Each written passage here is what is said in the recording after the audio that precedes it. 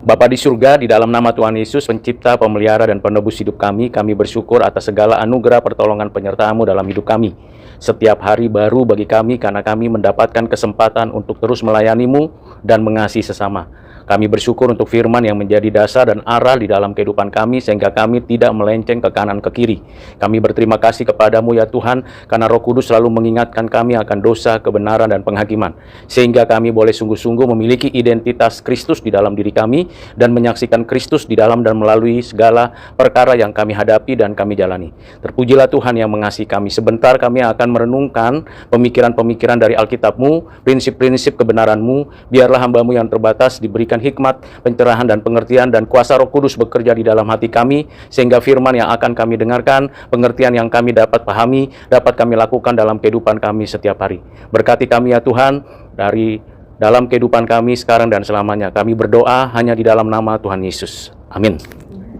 Kalau kita berbicara tentang Adam, tentu kita seringkali mengatakan bahwa itu berkaitan dengan satu orang. Sebenarnya kalau kita lebih mendalami, Adam itu artinya manusia. Memang mencakup dua bagian penting. Adam sebagai pernyataan manusia, yang di dalam pinggangnya Adam seluruh umat manusia ada, dan Adam pada dirinya sebagai individu. Hal yang paling perlu untuk kita pikirkan ulang adalah bagaimana kita membedakan Adam dengan kita. Adam itu diciptakan dari debu tanah. Segala sesuatu yang sudah ada diciptakan dari debu tanah yang di bumi, dibentuk, dihembuskan napas hidup. Waktu diciptakan dari tidak ada menjadi ada, dari tidak adanya Adam menjadi ada menggunakan kata bara. Tetapi ketika sedang dibentuk, itu menggunakan kata yatsar. Ini menjadi pembeda yang pertama yang perlu untuk diingat oleh kita, bahwa Adam is special creature. Jadi ini menjadi individu, makhluk hidup. Lalu dari sana Tuhan membentuk lagi seorang perempuan namanya Hawa. Tidak disebutkan dari debu tanah, tapi dari tulang rusuk Adam. Lalu ditambahkan daging kepada rusuk itu, diberikan hidup. Sama-sama keduanya disebut image of God. Tapi bagaimana Tuhan menciptakan dan membentuk dua hal yang berbeda dan tidak terulang. Dan itu sekali. Itulah sebabnya mengapa kita berada di dalam Adam, di pinggangnya Adam. Setelah Adam berdosa kepada Tuhan dan diusir dari Taman Eden yang di bumi ini, kemudian beranak cucu. Tidak lagi Tuhan menciptakan kita, keturunan Adam, dari debu tanah, tapi dari satu pertemuan sperma dan sel telur yang namanya konsepsi di rahim. Dan menunggu 9 bulan atau 42 minggu. Prosesnya cukup panjang. Berbeda dengan Adam dan Hawa.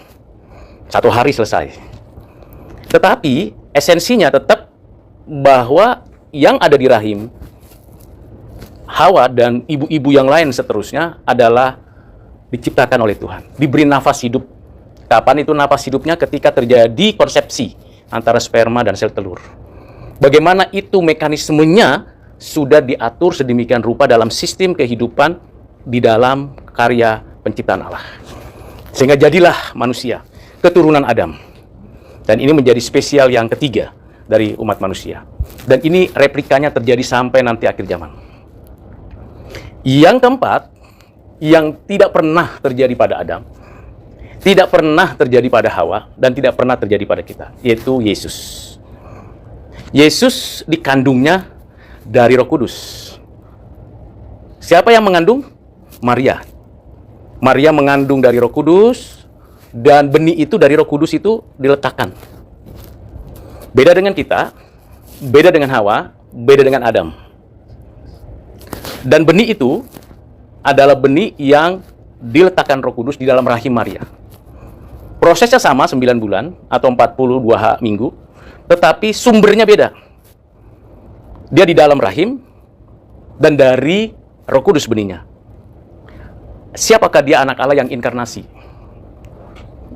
Bukan dari hasil konsepsi, tetapi ada tubuh yang diciptakan pada benih itu di rahim.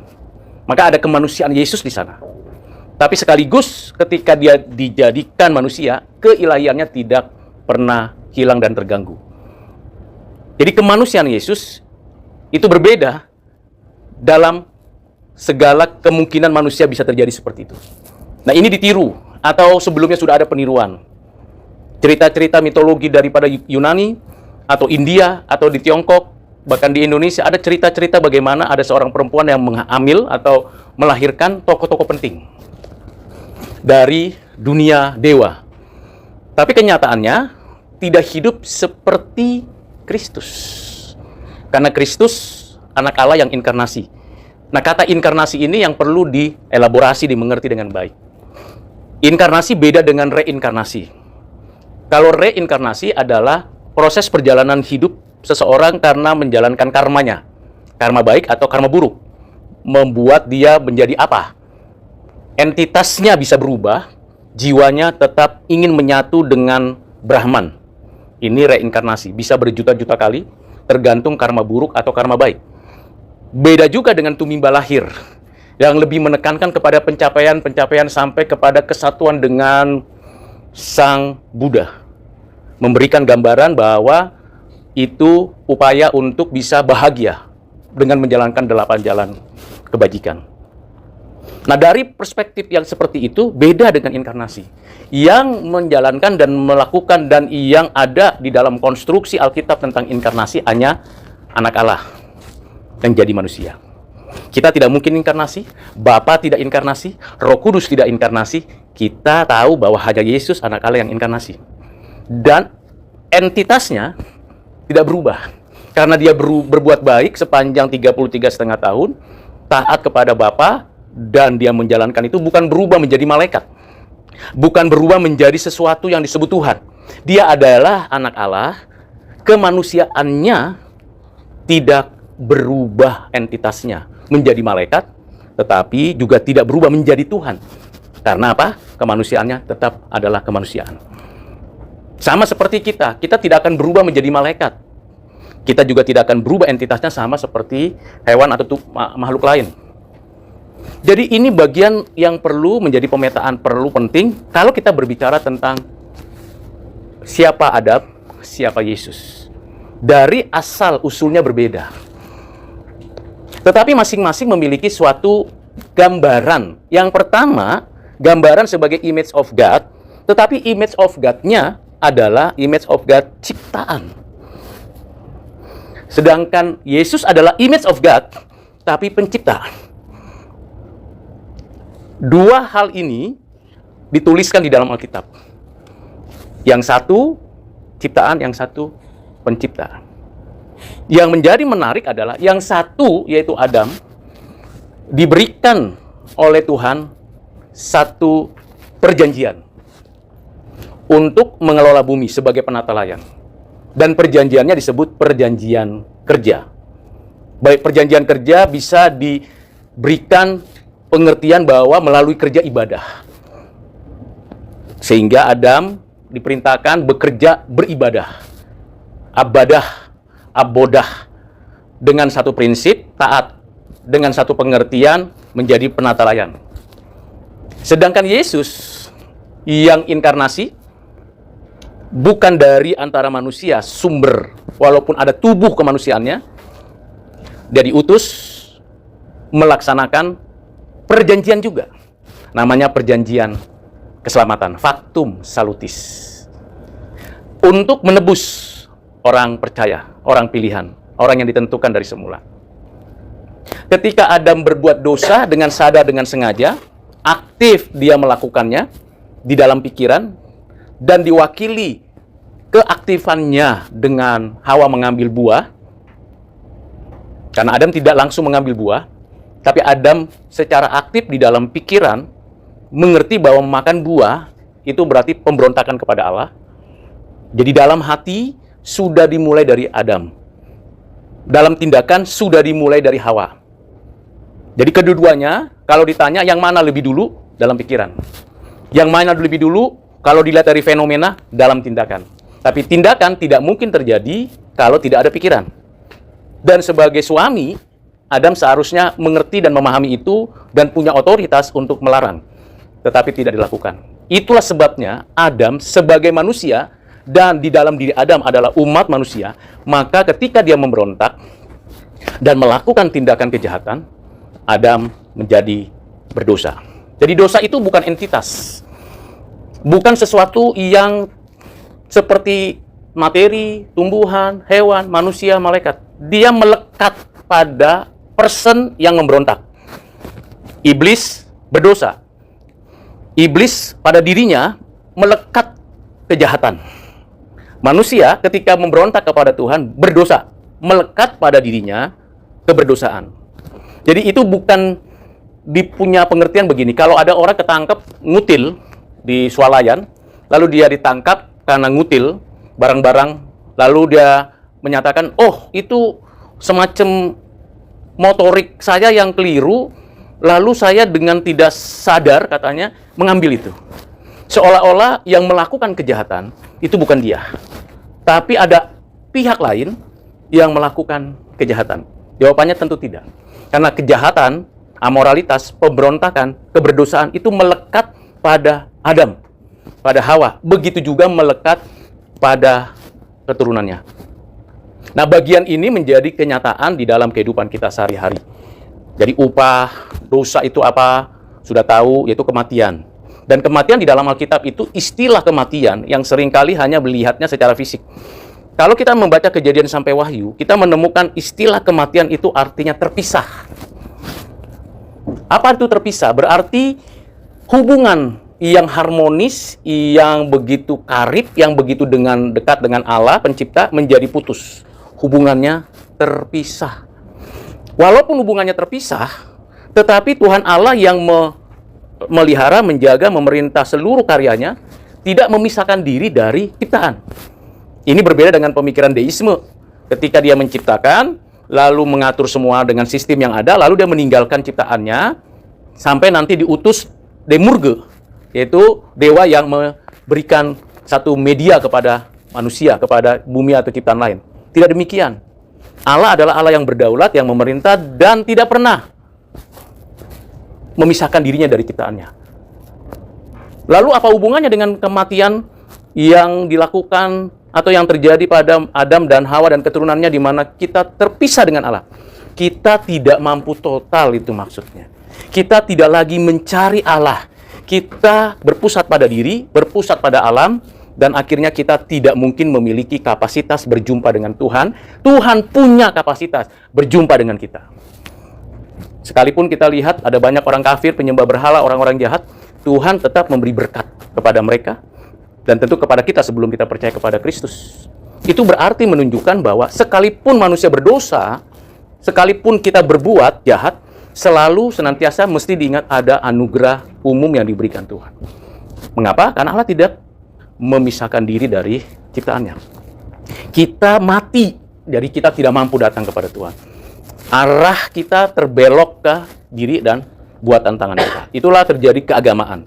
Di dunia 4.000 agama muncul karena respon manusia ingin mencari yang mana yang mau saya sembah. Tapi karena tidak sanggup, tidak mampu, dan tidak memungkinkan, karena sudah mati, sudah terpisah, akhirnya arahnya salah. Jadi tidak menutup kemungkinan makin bertambahnya agama-agama dan kepercayaan di dunia, dan berkurangnya agama-agama kuno, dan seterusnya, atau percampuran. Kematian kedua yang terpisah adalah kemanusiaan kita. Tadi relasi dengan Tuhan. Kemanusiaan kita, kalau kita diciptakan menurut gambar rupa Allah, tidak berhenti di situ, dua unsur, yaitu tubuh dan roh, satu kesatuan yang tidak terpisahkan. Begitu terpisah, itu namanya kematian. Kematian fisik. Dan yang menjadi menarik adalah kematian fisik ini bisa terjadi pada waktu di rahim sampai pada waktu orang sudah tua sekali. Tetapi fisiknya akan terpisah dan kembali ke debu tanah. Nah, istilah kembali ke debu tanah ini menjadi menarik karena apa? Karena ada orang yang mempercepatnya dan ada orang yang tidak mempercepatnya. Yang tidak mempercepatnya melakukan satu tindakan memumikan tubuh ini, mengawetkannya dengan beragam penemuan-penemuan manusia di alam. Tetapi tidak akan pernah ada satu hidup lagi di dalamnya. Itu ibaratnya materi yang sudah tidak berfungsi apa-apa, kecuali kenangan pada diri orang itu. Jadi, kematian fisik itu bisa terjadi kapan saja. Besok, lusa, nanti, dengan berbagai macam cara. Cepat atau lambat, kita akan mengalami kematian fisik. Yang ketiga adalah kematian kekal. Kapan kematian kekal terjadi? Setelah ada kebangkitan. Jadi nanti semua orang pada waktu kedatangan Tuhan mengalami kebangkitan. Pertama-tama orang percaya, selanjutnya orang-orang yang akan dihukum, dihakimi. Nah, kebangkitan, dalam kebangkitan itu penghukuman kekal. Jadi kita yang percaya tidak mengalami kematian karena memang kesatuan tubuh dan roh itu akan sempurna nanti di akhir zaman ketika Tuhan datang kembali. Tapi bagi mereka yang tidak percaya, yang melakukan kejahatan, mereka akan dihukum kekal di sana. Dalam kondisinya sebagai manusia, sempurna. Sebagai manusia, tubuh rohnya ada. Di antara kehidupan ini, tadi kita punya tubuh, tapi tidak berelasi dengan Tuhan, lalu mati, roh kita kembali kepada Tuhan.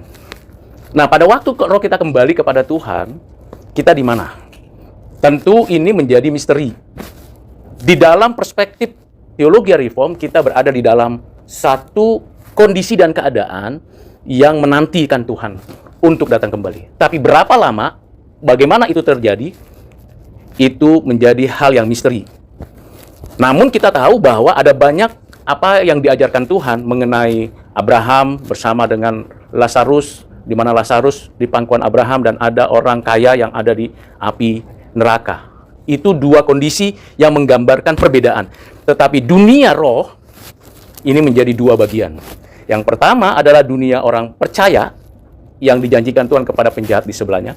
Pada hari ini juga engkau bersamaku di Firdaus. Padahal hari itu belum ada hari terakhir, tapi sudah bersama Tuhan. Dan satu-satunya kalimat itu dikeluarkan oleh Tuhan kepada penjahat, bukan kepada murid-murid. Yang kedua kemana? Ke dunia orang mati. Nanti setelah dibangkitkan punya tubuh. Satu tubuh kemuliaan bagi orang percaya, satu tubuh binasa bagi orang yang tidak percaya, maka akan mendapati hasil akhirnya. Ini perjalanan Adam. Perjalanan kita sebagai keturunan Adam. Yang berada di dalam Adam. Adam menjadi wakil perjanjian. Kristus menjadi wakil perjanjian. Bagaimana dengan Kristus? Seperti yang sudah kita baca dalam 4 Injil, kisah Yesus yang dilahirkan oleh Maria dan menjalani hidup 33,5 tahun. Ketaatan aktifnya sampai dengan dia di Taman Getsemani. Dia aktif. Dia mengerjakan hukum Taurat. Melakukan apa yang diperintahkan oleh Allah Bapa. Menjalankan prinsip-prinsip kebenaran selama 33,5 tahun, aktif mengerjakannya. Mengabarkan berita Injil dengan berbagai cara pendekatan, pakai perumpamaan, contoh, tanya jawab, argumen, khotbah dan sebagainya. Lalu setelah pada waktunya, menurut Galatia pasal 4 ayat 4 dan 5, maka Yesus secara pasif taat mengatakan, Bapa, kehendakmu yang jadi. Waktu bicara kehendakmu yang jadi di Taman Getsemani sampai di Golgota, itu ketaatan pasif.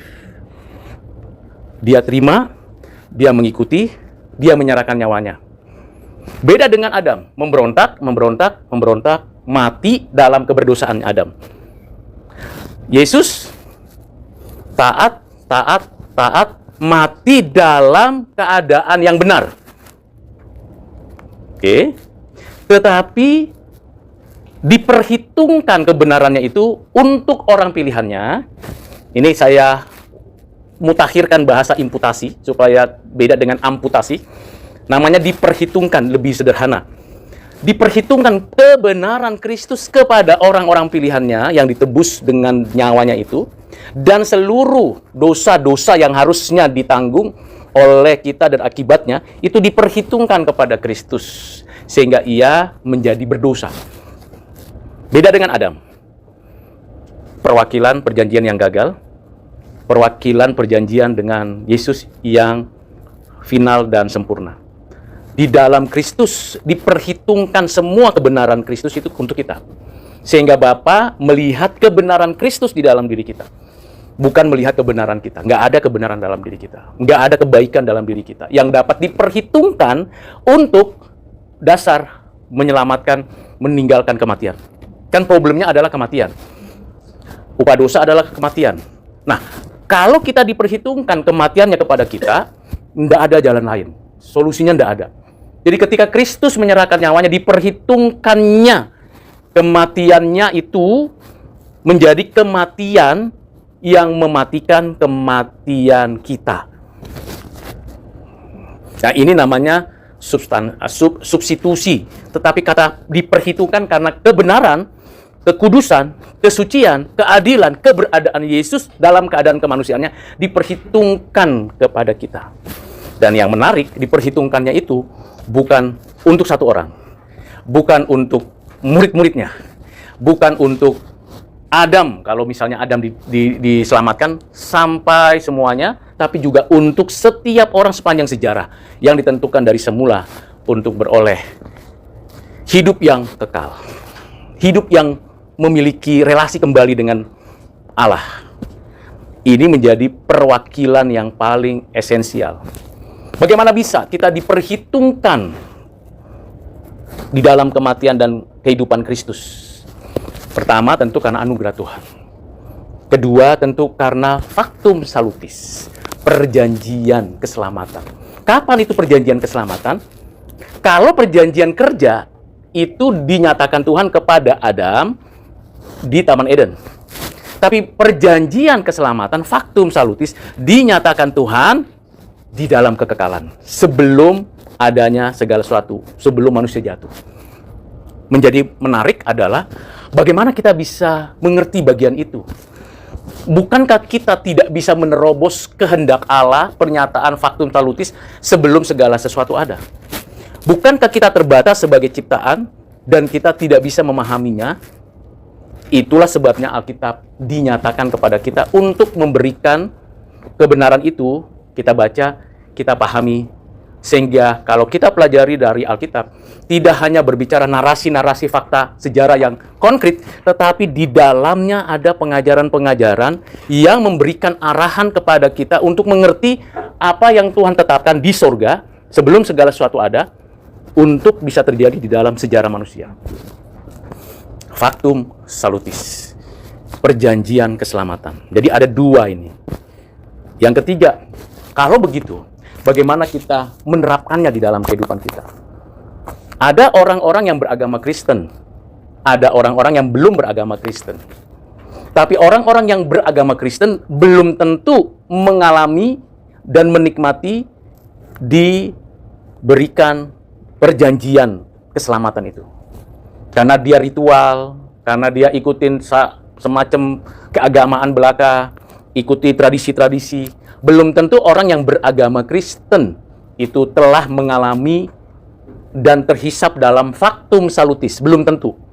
Tetapi juga belum tentu orang-orang di luar yang beragama Kristen, mereka selamanya ada di sana.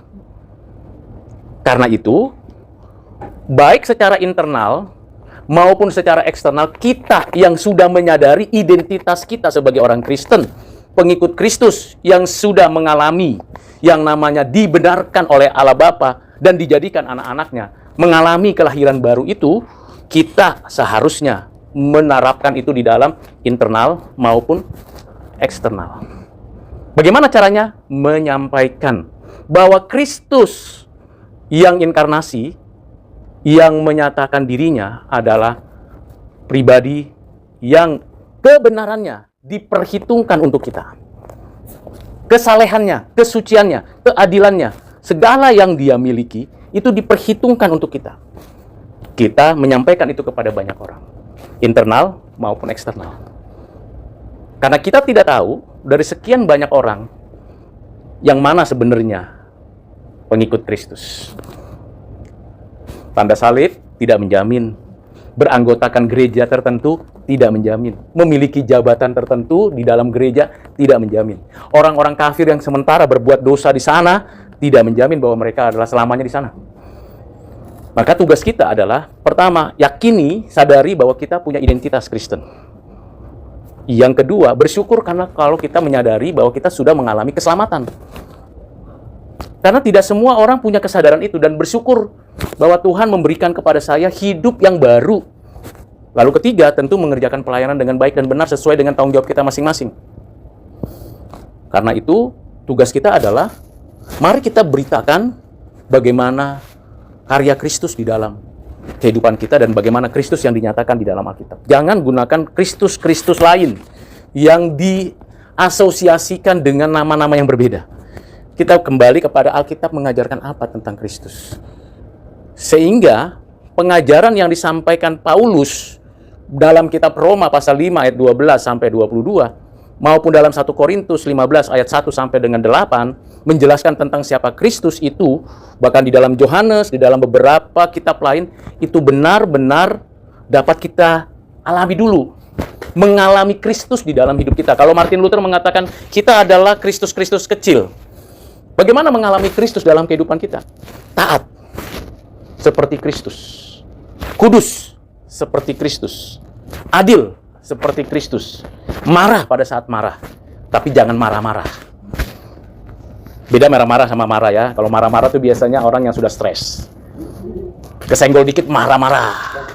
Itu biasanya orang yang sudah stres. Tapi kalau marah seperti Kristus itu sekali-sekali.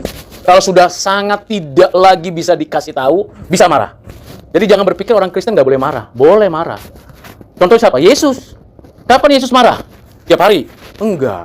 Waktu dia tahu ada orang yang butuh Tuhan, ibadah di rumah Tuhan, tapi dipakai tempatnya untuk jualan, dia marah. Marahnya gak tanggung-tanggung. Semua diporak-porandakan. Jangan tiru, tapi prinsipnya yang perlu diikuti. Kan ada juga ada orang tiru-tiru Yesus ya. Terus dia ikut marah-marah juga seperti itu. Ini apa-apaan begitu? Ini sebenarnya mau tiru Yesus atau sebenarnya belum lahir baru? Marah boleh. Misalnya, ada di kelas saya misalnya mahasiswa yang terlambat. Dan terlambatnya bukan tanggung-tanggung. Sampai 30 menit. Tek, masuk duduk santai. Sudah mulai 10 menit berjalan, dia keluar lagi. Menjelang selesai baru datang lagi. Kira-kira sebagai seorang pendidik, apakah saya biarkan? Tentu saya marah. Tapi marah jangan di publik. Biarkan dulu, nanti kamu, si A, tunggu di tempat. Saya mau bicara sama kamu. Disitulah saya marahin. Kamu tidak menghargai dirimu sendiri. Dan tidak menghormati orang tuamu yang mengutus kamu untuk belajar. Dan lebih parah lagi, kamu tidak menghargai Tuhan memberikan waktu untuk kamu belajar. Ngerti nggak? Kesalahanmu di mana? Bukan soal kamu terlambat dan sebagainya. Kamu tidak menghargai yang Tuhan sudah berikan samamu. Jadi saya marah sama kamu. Tapi kalau marah-marah, bedanya gini. Begitu saya datang, saya mungkin lagi masalah di rumah atau di jalan dan sebagainya, tiba-tiba datang, ini apa-apaan gitu, yang ngomel nggak jelas, objeknya nggak jelas, masalahnya nggak jelas, tiba-tiba muncul emosi, itu namanya marah-marah. Jadi ini nggak ada di sini, nggak ada di persekutuan, nggak ada di sana itu, di sana ya. Nah jadi orang Kristen kalau sudah menyatakan dirinya sebagai orang yang sudah mengalami apa? Mengalami hidup baru, identitasnya jelas, karena Bapa sudah memperdamaikan kita melalui Kristus dan kita diterima, identitasnya mesti jelas. Karakternya, karakter Kristus. Karakter Kristus. Jangan sampai terlambat misalnya ibadah. Lagi doa ya doa. Lagi memuji Tuhan ya memuji Tuhan. Lagi kerja ya kerja. Waktu kerja jangan gosip. Waktu kerja jangan buka TikTok. Buka handphone yang lain. Saya lihat itu, saya scroll, saya juga orang TikToker kok. Saya hanya 6.300 saja followernya. Tapi waktu kerja saya kerja. Di kampus ya di kampus. Seperti itu. Karena banyak orang yang, wah, nggak usah sebut nama, nggak usah sebut merek. Tapi di kantor saya tahu nih kantor siapa, karena di situ saya ada. Kok bisa TikTokan ya? Pakai seragam lagi. Saya bilang itu problem besar itu. Itu bukan menunjukkan kekristenan. Seriusan. Itu buktinya bahwa kita kebenaran Kristus diperuntukkan untuk kita. Tapi kalau kita anggap remeh, apa yang terjadi? Urusan amat sih Pak Rudi dengan begituan. Oh, saya itu urusan bagi saya. Anak saya, kalau kami makan bersama, handphone ditaruh di tengah. Urusan kita makan, bukan main handphone. Sederhana, tapi kadang-kadang kita nggak lakukan. Padahal kebenaran Kristus, ketaatan aktif dan pasifnya kita terima dengan akal budi kita. Secara kognitif kita ngerti, tetapi secara practical life, kartu merah terus semuanya. Nggak bisa centang hijau. Atau centang biru. Cross. Salah, kurang. Kalau diuji, bersyukurnya Tuhan masih baik. Tadi saya katakan bahwa sekalipun kita berbuat salah, Tuhan masih beri kesempatan. Dan kesempatan itu jangan dianggap murahan dan gampangan. Mari kita tingkatkan kualitas bekerja kita. Sekalipun susah. Pagi tadi saya live bilang sukacita. Bagaimana membedakan orang yang Kristen yang sukacita? Kerja apa saja, penuh optimis, dan terus bersukacita. Jangan berkeluh kesah. Kalau sebentar lagi misalnya dapat tambahan gaji karena kenaikan misalnya, ya kita lihat, oh cuma segini, penuh sukacita. Melayani penuh sukacita. Mudah? Tidak mudah. Tapi ingat, Kristus sudah mati bagiku. Itu lebih daripada sekedar rupiah, pencapaian-pencapaian yang kita kerjakan. Apa sih tujuan hidup kita? Tadi terakhir kan, dari kematian fisik, sebentar lagi kita hadapi. Bisa jadi besok saya meninggal. Karena besok nanti malam saya ke Klaten, ada pelayanan di Klaten. Siapa tahu di sana, saya udah bilang sama istri saya permisi. Kalau ada apa-apa, ini nomor rekening, ini nomor ini. Seriusan. Selalu kalau saya pergi pelayanan, saya lalu kasih pesan. Begitu sampai, pulang lagi balik, puji Tuhan, akhirnya ketemu lagi kita masih ada kesempatan mengasihi istri. Rekeningnya berubah lagi. Ganti PIN? Oh enggak ganti PIN. Susah sekali kalau ganti PIN. Banyak sekali PIN, jadi nggak usah ganti-ganti. Sama saja semuanya PIN-nya. Kalau kenal satu PIN saya, pasti semuanya akan terbongkar. Semua sama. Jadi, maksudnya apa? Selagi masih ada kesempatan, mari kita tunjukkan kekristenan kita. Ayo, nggak peduli orang mau ngomong apa, tentu kita menjadi evaluasi kita, tapi kita jangan sampai tidak menghargai karya Kristus yang mati dan bangkit. Ingat, dia sudah menerapkan kebenarannya bagi kita. Siapa kita? Bayangkan kalau kita itu orang biasa begini, lalu tiba-tiba orang yang hebat, besar, yang punya segala. Sekarang Rudi, kamu memiliki semuanya. Kira-kira apa yang terjadi?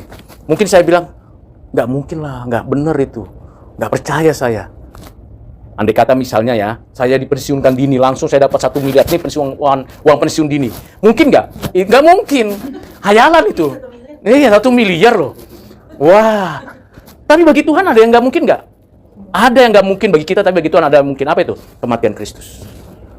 Pembenaran Kristus. 33,5 tahun dia taat. Dan kebenarannya yang 33,5 tahun itu diberikan kepada kita, itu namanya imputasi. Terus kita nggak menghargai. Nggak mengucap syukur. Ku penuh sukacita, darah Yesus sucikan hatiku. Harus ada. Jadi kalau keluh kesah sedikit, kesandung sedikit, ya sudah. Istri saya sakit, saya bilang, kamu udah siap belum? Kamu operasi jantung. Udah siap belum? Maksudnya siap apa? Ya menghadap Bapak. Saya takut gitu. Kalau udah siap, kita berdoa gitu aja dulu. Soal kesembuhan Tuhan yang ngatur. Wah, dia makin cemas. Saya bilang gitu. Saya bilang nggak apa-apa, kita berdoa. Masuk ruang operasi, 1,5 jam, balik. Gimana? Iya ya, sudah selesai semuanya. Bagus, itu perjalanan iman. Jadi ibu bapak, perjalanan iman kita diuji setiap hari. Dan selagi masih ada kesempatan, mari kita kerjakan. Jangan tunda besok. Nantilah. Besoklah, masih mudanya aku nih. Nanti aja kalau sudah umur baru mendekat kepada Tuhan. Siapa yang tahu? Siapa yang tahu masih muda? Saya aja masih muda perasaan saya. Tapi bisa jadi besok selesai. Saya katakan begitu kepada kita dan tentu kepada keluarga-keluarga saya, kepada saya.